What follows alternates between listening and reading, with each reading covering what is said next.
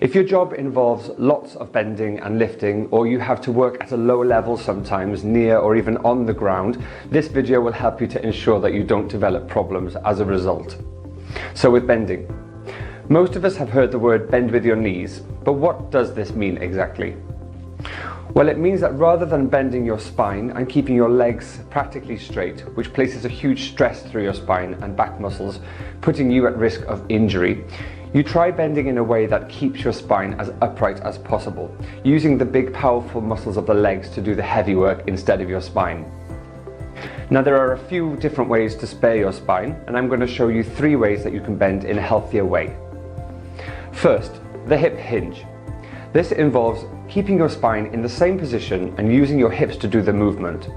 It's great if you don't necessarily need to get right down to the ground.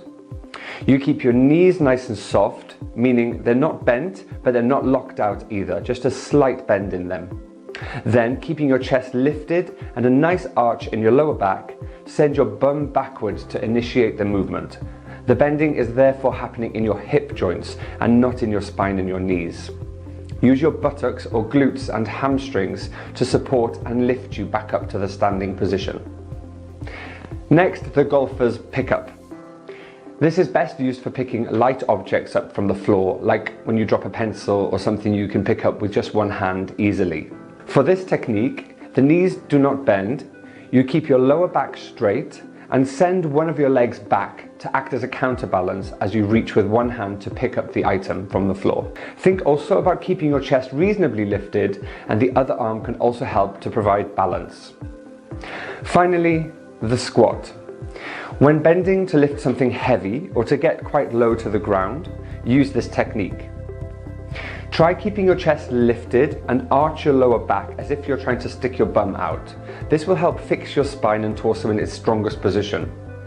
Then bend your knees slowly to lower your body down towards the position you need to work or lift. You'll feel it working in your thigh muscles, and that's correct. Don't forget, your leg muscles are much stronger and are designed to do this kind of lifting work. And if you haven't lifted in this way much before, it will feel difficult to start with as your legs are being challenged to move in a new way.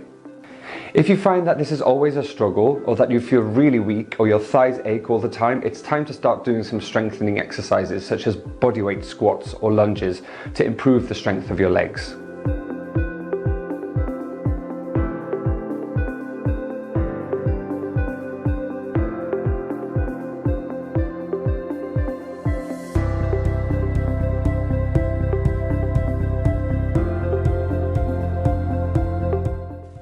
If you need to work low down on the ground, then it's always ideal to find a cushion or two, or even a specialist pad like those used by gardeners, to kneel on the floor whilst you're working.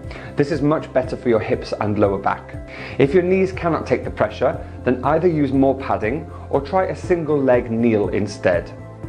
Try also elevating whatever you're doing to a higher position if you can.